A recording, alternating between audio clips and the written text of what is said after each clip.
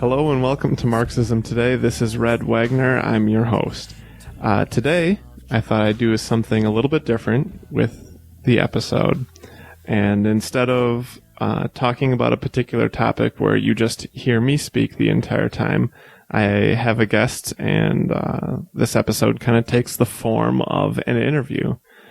My guest is a colleague or a friend of mine by the name of Kristen. Kristen, say hi. Hi. Kristen, would you like to introduce yourself? Start off by telling us a little bit about who you are, maybe where you grew up. I grew up in rural Indiana, I guess, basically in a working class family. I recently found out that my husband now makes as much money as both of my parents combined. Interesting fact, and how much I've moved up in the world economically. But I was able to attend a fairly prestigious private university, although I'm now suffering for that in the form of enormous student loan debt. But I studied classics, so Greek and Latin at the undergraduate level, and then for some reason I decided to go to graduate. No, not for some reason. I was forced to go to graduate school because there were no jobs available when I graduated, and so I went to graduate school and studied political theory. I feel like that what you just said there about how for some reason, and then you went back and thought about it for a little bit and said, I was forced to go to graduate school because there were no jobs available. Mm-hmm. I feel like already you're portraying a Marxist frame of mind. Yeah. Where the non-Marxist may think, well, I made that decision, and so it was just because I decided to. Yeah. Whereas I feel like sometimes as Marxists, we're a little bit more brutally honest with ourselves to say, yeah, like based on my, you don't have to be a Marxist to say that, but like, I think it helps a little bit to say, well, there was an economic, implication to my decision there.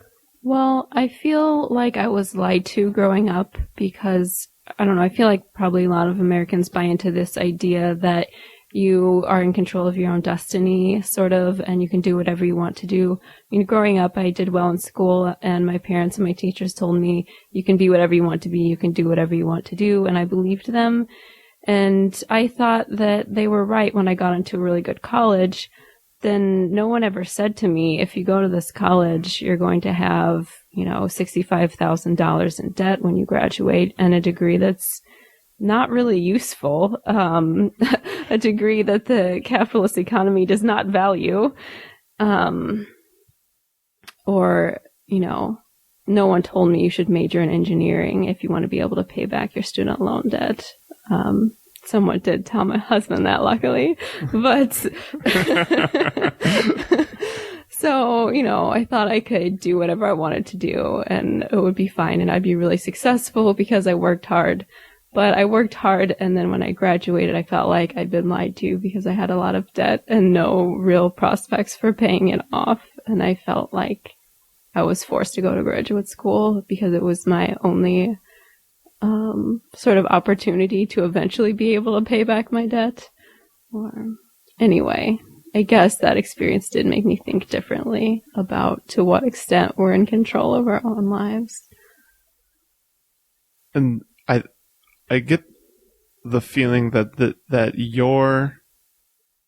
your experience there is probably something that's not particular just to you. Oh yeah. Right? Like there's just got to be tons of folks out there that have that same story of I went to school for whatever, and I think there's probably a lot of folks who chose something that they may have not even been particularly interested in, but chose it because they thought it would help lead to a job, and then there was no job waiting, and so what's the answer? It's go get more school. Yeah. Which may or may not be a real answer, who knows? Yeah. But it's at least it feels like a plan at the time. Yeah, it's something to do other than staying at home, living with your parents, and being unemployed. Yeah. For a while, I did feel especially victimized by this, because I felt going to a private school, I had more debt than most people I knew did, or more debt than I would have if I'd gone to a public school. Mm-hmm. But now with a lot of the budget cuts in public education, I feel like a lot of more people are in a very similar situation. Talking to some of my students now who are freshmen, and they're figuring that they'll probably have about the same amount of debt that I did after 4 years at a public university. Wow. Yeah, so now I don't feel as horrible. That's very interesting for to me, who's no longer in the like college scene at this point, to hear that would be something that's, you know, an in-state, you know, at a state school tuition someone would be looking at. Are these in-state students? Yeah, this is, wow. Like, I'm thinking of a specific student that I was talking to who is, most of my students are in-state, but this one was also in-state student. And he did figure out that he would probably be, or have about $60,000 in student loan debt when he graduated, and that he felt it would be necessary for him to go to law school afterwards, because that would be the only way for him to pay it off. Wow. Even though he would have to go into more debt to go to law school. So I think what I'd like to start with is the question of just like very simply, do you consider yourself a Marxist? Like, do you identify as that term, Marxist? I feel like a lot of times I'm trying to figure out in my head if I'm comfortable with that label. I question it a lot, but ultimately I have never found a better alternative label. So I stick with it. Yeah. And well, I can hear like a certain like reluctance in your answer there. Well, I'm very reluctant to call myself a Marxist publicly. And I don't know to what extent that's because I'm in academic circles right now, or I guess I'm much less reluctant to tell non-academic people that I'm a Marxist than academic people, because it's so derided as being simplistic economic determinism, like you're just naive. And I think there is a discourse that tries to paint university people or academics as all socialists or Marxists. But yeah. And maybe that's particularly why academics are so defensive to critique Marx. I don't know. Yeah. Amongst friends or amongst non-academics, you're comfortable using that label. But, you know, when I met you, which was, maybe 4 years ago, 5, what was it? 4 or 5, I don't know. Okay. At that time, you definitely weren't a Marxist. I don't think you were anyway. I didn't know what being a Marxist was. I mean, I didn't have any idea. Yeah. Even when I started graduate school as a political theorist, I didn't really know. I feel like a lot of people that have never studied Marx or know very much about Marxism wouldn't say, well, I didn't know enough about what it even meant. You know, like they'd say, I don't know what you know, like maybe they might not say, I know what a Marxist is, but they'd say, I know that I'm not one. That is true, I guess. I feel like most people that I know who aren't academics will very readily say that they aren't a Marxist, but if they're pressed, they have no idea. They couldn't even come up with a wrong definition, let alone the right one. But I feel like it might take a special amount of humility for me to say I didn't really know what Marx taught when I started graduate school as a political theorist. That was pretty embarrassing. Really? Well, I mean, did your colleagues know? Yeah. Well, my colleagues had studied political theory in undergraduate work. I hadn't. Okay. Yeah. Okay, that makes sense to me. I forgot about that. So now that you do feel comfortable saying that, what does it mean? Because I feel like a lot of folks out there, like you were saying, didn't even know what it meant to be a Marxist. Mm-hmm. Now I feel like at this point you probably do have an idea of what it means, you know, and it could be a very complex idea, but what does it mean? Like, what are the things that come to mind? I actually feel like I got a lot more clarity in my mind about what it meant for me to claim that I'm a Marxist when in one of my classes we studied standpoint epistemologies, specifically in reference to feminist standpoint epistemologies.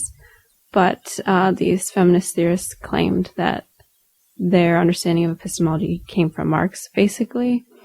And so the idea in standpoint epistemology is that some people are situated in a better way to understand reality than other people, which is a really very contentious claim in feminism, especially with the postmodern turn.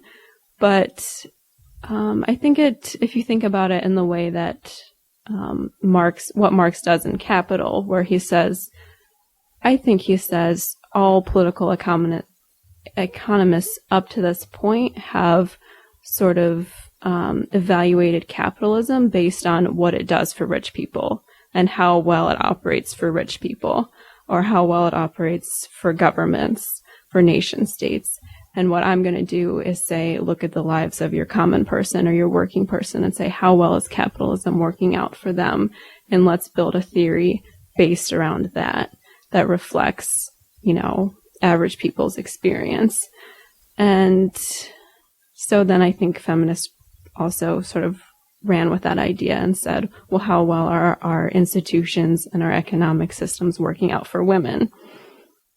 So on that basic level, I think there's that link between Marxism and feminism, and that's sort of the very general approach I like to use to look at the world, and that's why I like to think of myself as a Marxist and a feminist. I'm glad that you went in the direction of bringing feminism into the context here, because in my experience, and maybe, who knows if this is true or not, the women that I've met in general have been far more open to the ideas of Marxism, or maybe not even more open, but just more accepting of it than have the men that I've met. And I sometimes ponder about the link between feminism and Marxism in that. Because a lot of the Marxist critiques follow a pattern that may be familiar to feminists, where you're critiquing a structure, and you say things like, well, the point is not to say that this individual person did something wrong, right, or that this individual person was not acting correctly or something like that, but rather that there is a larger structure behind all of this, which is creating problems for, a larger group of people. Right. Yeah, I'm not sure, but I think it was Catherine McKinnon in an essay, a feminist essay, tried to point people towards this structural examination and say it doesn't really matter if this individual man is sexist or not. Like, she gives the specific example of a man opening a door for a woman. She says probably when a man does that, he only has benign, motivations. He's just trying to do a nice thing for her. But she says if you put it into a larger structural context of how women have been, quote, protected by men or sheltered by men, or seen as needing to be protected by men, she thinks that act takes on maybe a different significance when placed in a larger structural context. I don't think any of us would say it's like a really terrible, grave injustice, right? So it's maybe not a very good example. Well, I think it's a great example to highlight the distinction to be made there, right? Like, in the same sense that, one thing that anti-feminists will like to bring up is, when some lowly person held the door open for Margaret Thatcher, was that because Margaret Thatcher was seen to be weak in that man's eyes? And the idea is that's analyzing one particular situation, and the point isn't to say that all situations fall into this category, or that the analysis is made for to apply to each and every 100% individual situations.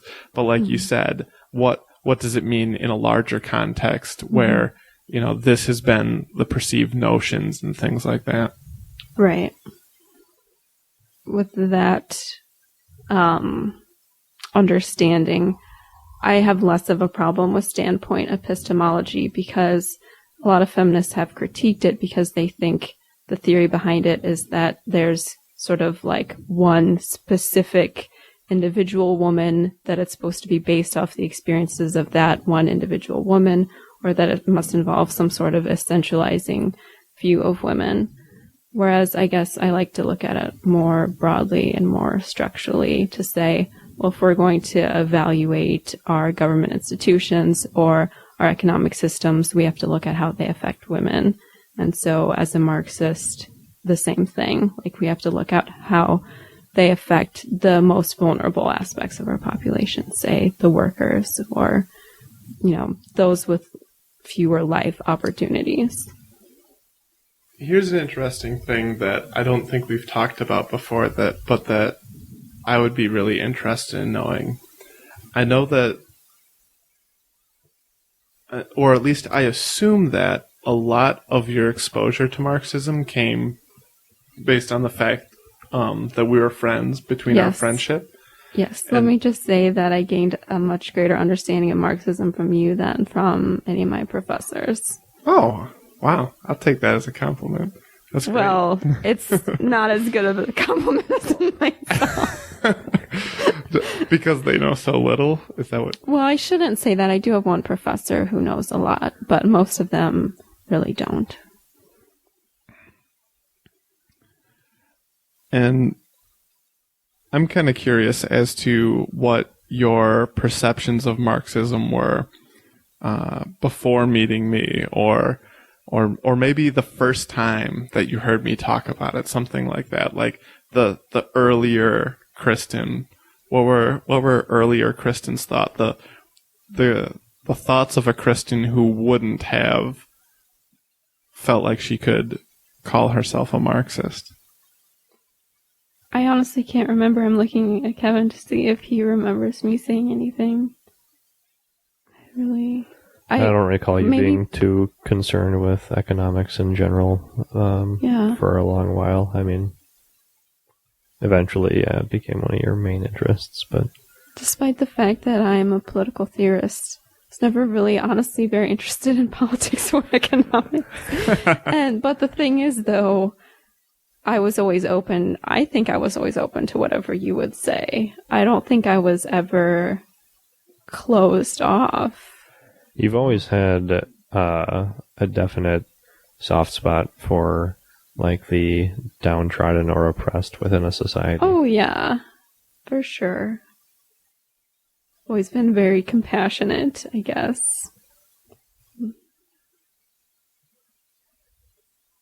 Yeah, and I think like the thing that I remember is that, like, you seemed interested. Not so much like, tell me more, I need to learn more, but like, oh my God, you're really a Marxist? Like, really? People like that exist? And like, well, what does it mean? Yeah, I mean, if you would listen to my professors, they basically think Marxists don't exist. And they'll tell you that. And you've heard them say that. Oh, yeah. Yeah, I have. Which is, like, bizarre today, especially with, like, what I would call the flourishing of Marxism since the financial crisis. Right. But I remember you asking me things like, well, okay, based on, like, the ethics of Marxism, or, like, you maybe not said it in this way, but, like, asking, okay, what does it mean to be a Marxist? Like, how can you live in a capitalist world when you're a Marxist? I do remember asking that question because I was thinking about Christianity and, like, is it like being a Christian where Christians are like, oh, this is all secular crap, and you're a Marxist, you're like, oh, this is all bourgeois crap. Like, do you know what I mean? Like, that it must imply a separation from the world. Oh, yeah. And I mean, to a certain extent, yeah, it kind of does. Like, this is really peculiar and something that probably a lot of Marxists don't want to hear said, but I think there's a strong correlation, a strong connection between hardcore Christians and hardcore Marxists, in the sense that we may both say things like, oh, that's a secular newspaper. Like no like non-hardcore Christian would ever feel the need to say the word secular newspaper. But in the same way, a hardcore Marxist will say a bourgeois newspaper to distinguish it from a Marxist newspaper. Like, and no non-Marxist would ever feel the need to say, oh yeah, that's a bourgeois newspaper, like the Wall Street Journal bourgeois newspaper. Well, it is now, as a Marxist, I do feel like it seems like there should be lines that you have to draw, but it's hard to say what those are because you're forced to such an extent, to buy into the system that it's like, are any of the lines that I draw actually meaningful? Like, is shopping at Target instead of Walmart in any way meaningful? Oh, yeah. I know. And that's something that not even Marxists, but like other folks on the left who are like slightly concerned with like the economic implications of their actions have to struggle with. Because I'm sure there's lots of folks who don't identify as Marxist who won't shop at Walmart. That's true. Yeah. I'm thinking a difference is the end goal that you have in mind and whether or not you think that you can have a just system under our current system with just some reforms, like that you can achieve all you need to achieve with your union, rather than the Marxist understanding that the system is inherently exploitative.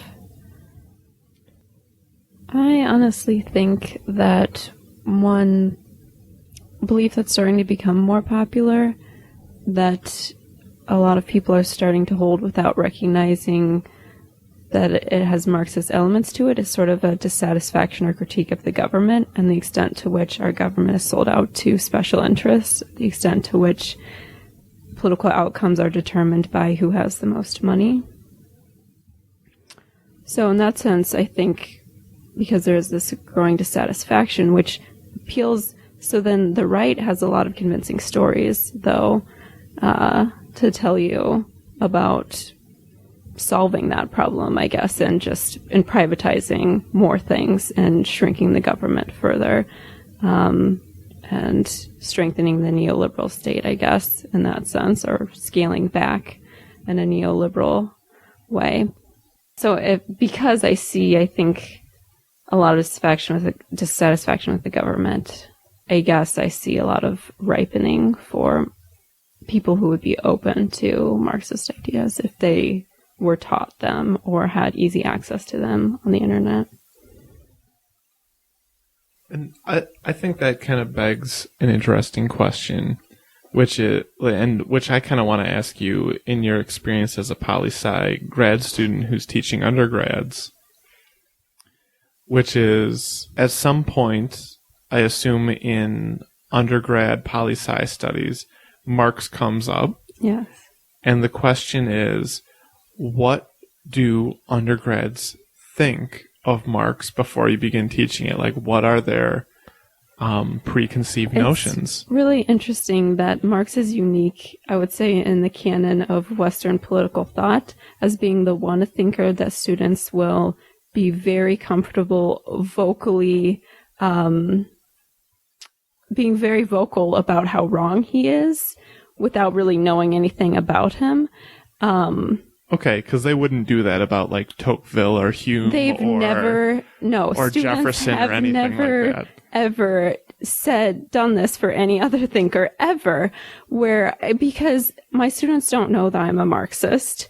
So I feel very comfortable. Like, I guess if they knew I was a Marxist, I would feel like I needed to not be too forward with it or too like openly advocating Marxist ideas, because then I feel like they would write me off as being like, oh, she's just a Marxist, so that of course she would say that. So I don't tell them I'm a Marxist, so I feel very comfortable explaining Marxist ideas to them and as if they might be true or as if they're relevant or interesting in some way. Like, I feel comfortable presenting Marxist ideas to them in a positive light. And I feel comfortable doing that before we've actually covered Marx. So I feel comfortable if we're, talking about, I don't know, anyone in the history of political thought prior to Marx, and something about class or economics comes up, I feel comfortable, making a digression to Marx. This just happened the other day. We were talking about religion and politics. No, we're talking about Protestantism and capitalism. And so, wow. The sort of connection between Protestantism and capitalism. And I mentioned that Max Weber famously wrote a book saying that that Protestantism sort of led to capitalism, sort of the opposite of the Marxist argument. Mm-hmm. And so then I also presented the Marxist argument that, what I said though was that according to Marx, capitalism sort of required an ideological justification for that economic system, and they found that justification in, the Protestant idea of the work ethic and, the individual and all these sorts of ideas that weren't really present before. They weren't really present in Christianity before the Protestant Reformation. And so a student then interjects and says, well, that's just historically wrong. Just like, and very dismissive, as if like he was just saying with his one sentence, he disproved Marx by his one, like he just wanted to make it that simple and that easy. And one of my others, I didn't even say anything. One of my other students said, well, you misinterpreted her remark. She didn't say that according to Marx, capitalism was the causal factor in creating Protestantism, because I didn't say that. Mm-hmm.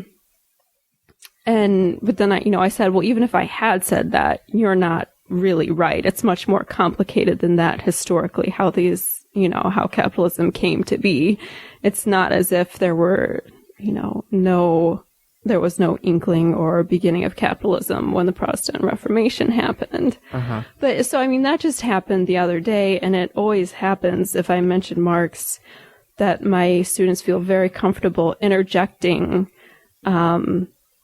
with some sort of remark that they think is historically accurate, or, whatever, just to say that they've disproved Marx with one sentence and written him off as a joke, basically, which is really interesting, I think, because they would never say that about anyone else. And they, by their remark, they reveal they don't really know anything about Marx. And they would never dream of saying that about someone they've never read. Yeah, like as if in the circle of academics, you are allowed to discuss Marx as long as you at some point then say, and he's wrong because such and such. Like, it's okay to bring him up, but you always need to add that extra piece. And if you forget to do it, they'll add it for me. Yes, exactly. I mentioned Marx, this happens. It's not sometimes. It's very reliable. I'll be honest with you, at the risk of sounding sexist, it is always a male student who does this. I think they tend to, for whatever reason, feel more pressure to show their expertise or push themselves as some knowledge base. The professors I've worked with don't make it easy for students to gain any kind of understanding about how Marx's real writings are different from how they're presented. Another thing that I wanted to ask you about, Kristen, is the how Marxism is perceived amongst the professors and grad students that you work with. So we talked a little bit about what it's like working with the undergrads and talking about Marxism, but then when you're in a more professional setting, amongst colleagues, how is Marxism perceived there? I guess I would draw a distinction. This is really funny. One of my professors explicitly draws a distinction between Marxian and Marxist, and I know you've heard him do this. And I don't frequently hear people make this distinction, but I do think it's useful in thinking about how academics in my department treat Marxism, because some thinkers who are derivative of Marx, like Habermas or even Rancière, I know they're really academic people who, I guess I would just say their work is in some way derivative of Marx. it's perfectly acceptable to be into those type of thinkers and to be interested in them and thinking about them and reading them. But it's really not acceptable to call yourself a Marxist or be really interested in Marx or have really positive things to say about Marx.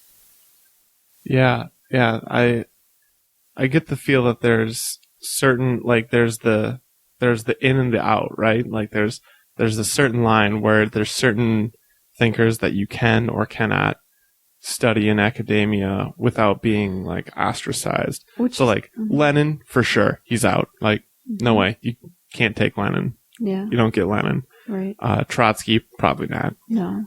Rosa Luxemburg, maybe, probably Marginal. Not though. Yeah, exactly. Like you got to really pick and choose. You have to be in radical circles, like in a gender and women's studies department. Something like that. Yeah. And then, you know, like you were saying, like Habermas, that's probably like pretty safe to do. Like certain, or like Foucault is probably fine. Like, even though Foucault is very popular. Yeah, like not explicitly Marxist, I guess, but like you could definitely see someone in the Marxist tradition claiming him as you know, being part of their tradition. Mm-hmm. Like for my professors, if they do think about class, they do analyze class in the text they read, they sometimes will be sure to explicitly say, I'm not inspired by Marx, or I'm not doing a Marxist analysis. I'm inspired by some other people who thought about class. Or I'm inspired by the common people versus the elites in the ancient Greek polis, or, you know, whatever, like some really obscure thing, rather than saying I study class as, you know, inspired by Marx. It's interesting that they feel the need to make that distinction, because if there wasn't a stigma around Marx, there'd be no need to say that, right? Like when, like when no one ever says, "Oh, when I talk about class, I am not prescribing to the views of Max Weber." Right? Yeah. Like, just so we're clear, I'm not a Weberian or something like that. Yeah, the idea that you can't even talk about class without, you know, opening yourself up to the charge of being a Marxist or a socialist.